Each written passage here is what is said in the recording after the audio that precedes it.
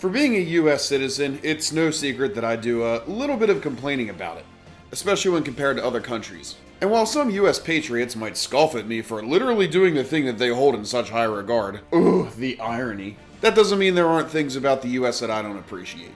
Hey man, if you don't like it here, why did you just get up and move somewhere else as if your whole life, culture, family, and history isn't rooted right here?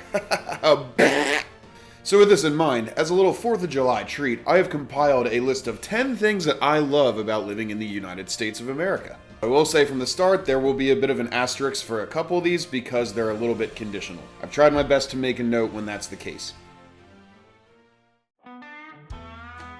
For the most part, I'll be avoiding things that might not apply to you if you don't have money. But since traveling abroad is more of a leisure thing, we're going to start with the ease of travel. US passport strength is pretty good, all things considered. There are a lot of countries that don't require a visa, the US passport ranks 8th globally, and it's almost always easier for US citizens to go into other countries than the reverse. Now I will say that might be getting harder in the upcoming years because of things, but regardless. There are, of course, exceptions to this, such as ones that are nearly impossible to get into or ones that we make it difficult to get into, but across the board, this is a nice luxury. Furthermore, since the US emerged as a superpower in a time when international connectivity was on the rise, the English language dominates the world and many folks around the world speak English as a second language.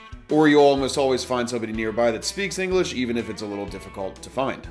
English is often printed on signs, at businesses, on menus, at airports, all over the place, all over the world. And I will admit, I would struggle to travel like I do without this. And moreover, the US dollar is one of the strongest currencies other than the British pound and the euro and I guess whatever they use in the UAE. The dollar will almost always go pretty far and it is not something I take for granted. But like I said, this is one that kind of only applies to you if you have money because traveling and leaving the country is not cheap.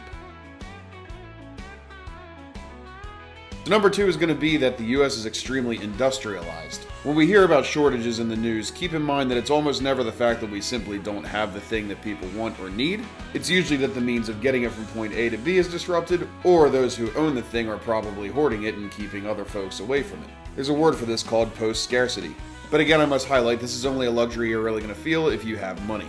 That aside, the US has an abundance of so many things: oil, agriculture, housing and factories and industry, delivery services, health and emergency services. Our grocery stores are massive. Convenience stores are found everywhere. Gas stations are found along all the highways. Consumer goods like books, music, toys, and the likes are found all over the place.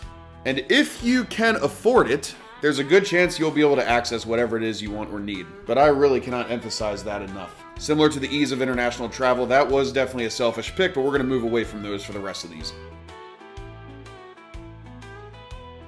So number 3 is going to be the physical land itself. I often complain about the lack of public transit, car-based infrastructure, and cities built around anything but people. However, the geographical land that makes up what we call the United States of America is truly immaculate. For one, it is so diverse. You can find some of the most beautiful beaches on both of our supermassive coasts. We got coasts along with the Gulf of Mexico, lots of lakes and beautiful rivers. There are lots of different mountain ranges including the Rockies, the Appalachians, the Ozarks, and all of these sub-ranges. The forests and wildlife found across the nation are something Americans love to bask in, especially when there are neat waterfalls and caves to explore. Hey, it's a shame there isn't a series I'm doing that looks at the nuances of every US state or anything.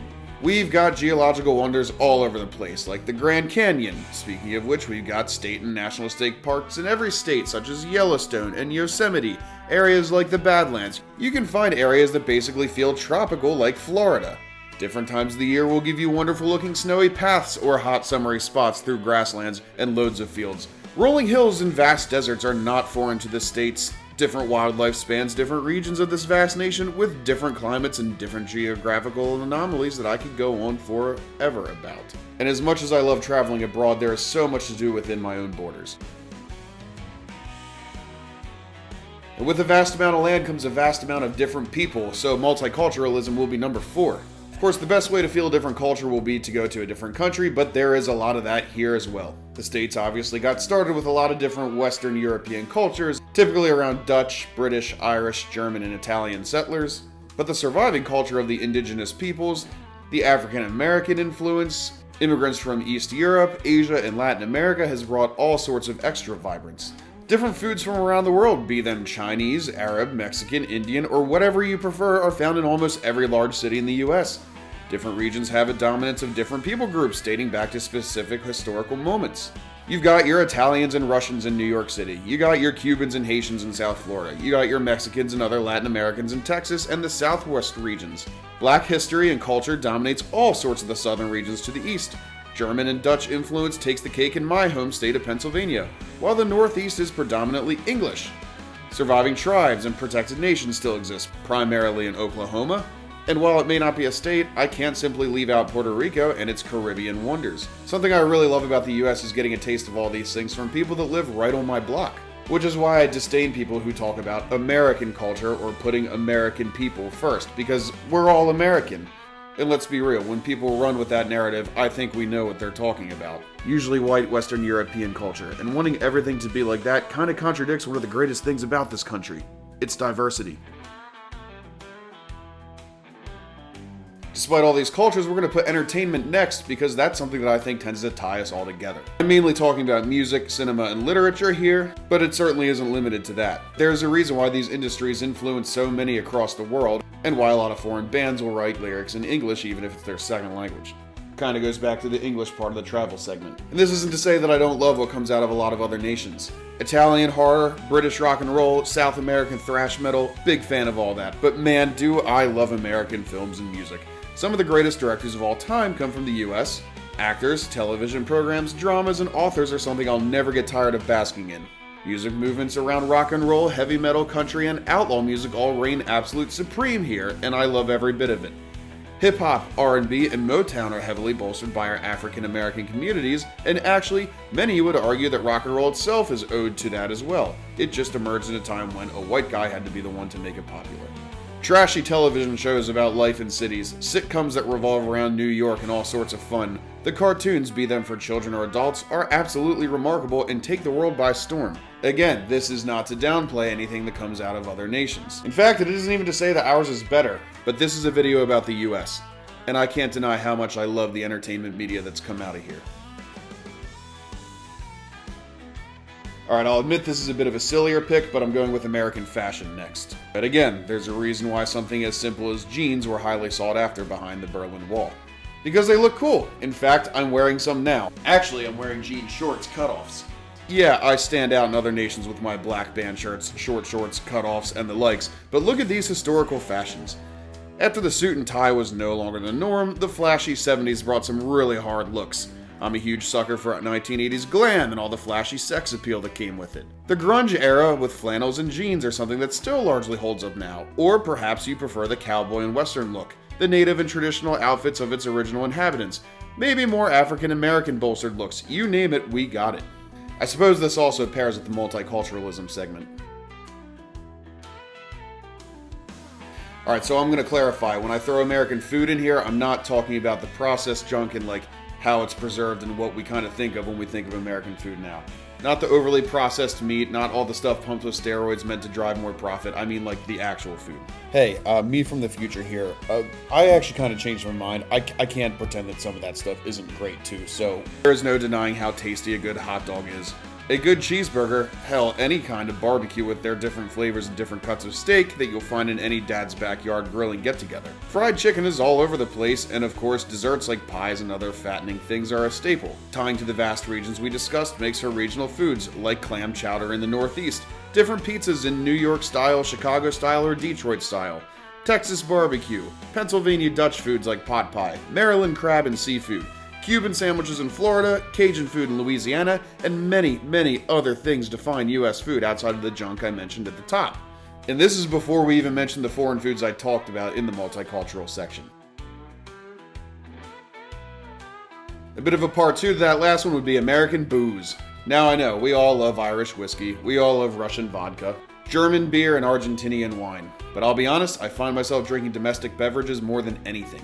We are the king of light beers, and while there's a bit of a meme around Europeans scoffing at American beer, I live and die on Pabst Blue Ribbon, Busch Light, and Rolling Rock, but beyond that, lagers like Yingling are huge everywhere. Every retired punk with a hat like this will talk about IPAs brewed right here until hell freezes over. Whiskeys and bourbons from Tennessee, Kentucky, and some of the southern states probably make up most of my liquor palate than anything else. Jack and Coke is definitely an American staple. Although, these days, I prefer Maker's Mark and Coke. I'm not much of a wine guy, so perhaps somebody else in the comments can speak on that, but I know we have a lot of that here too. Alright, maybe I'm running out of things, so we're going to talk about bars. Obviously, there are bars found all over the world, but to be frank, I'm talking more about the culture of this. Nightclubs may be found in just about every nation, but in my limited taste of traveling abroad, I've yet to find bar culture that reflects the large-scale bar where folks sit in a line, throw back brews, and talk with strangers.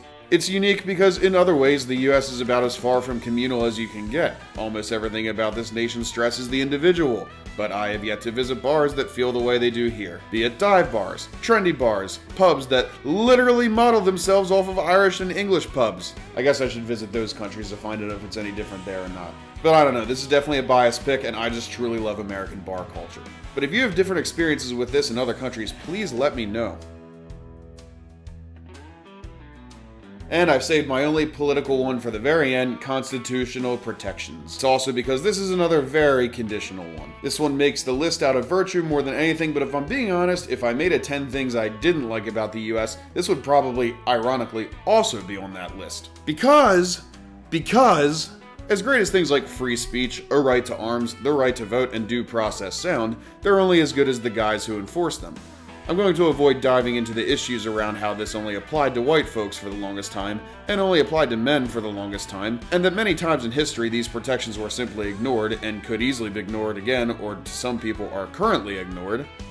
Okay, I guess you get my point, right? All of that aside, constitutional protections are the reason why a video like this can exist, I guess. You can criticize our government pretty hard. But again, that has always varied depending on the security of the state apparatus at any time and place. You can come at all the nation's military interventions like I do in a lot of my videos as much as you want, for the most part. You can protest fairly easily, kind of, but only as long as the state doesn't see you as a threat. And you can carry a gun depending on the laws of your state, but even that has some hoops to jump. This is a tricky area, and I'm getting way in over in my head here, and I think you see why this makes a thing I love, but also a thing I hate, because it's pretty conditional. Regardless, I do think the US Constitution was a pretty far stride ahead of the monarchy style that came before it, and I encourage every American to study it and understand it to the best of your ability. But what do you think? What do you love about the United States? Do you agree with my list? Do you disagree with my list? Did I leave out any important points you think I should have mentioned in these 10 things? I would be more than happy to read about it. Until next time.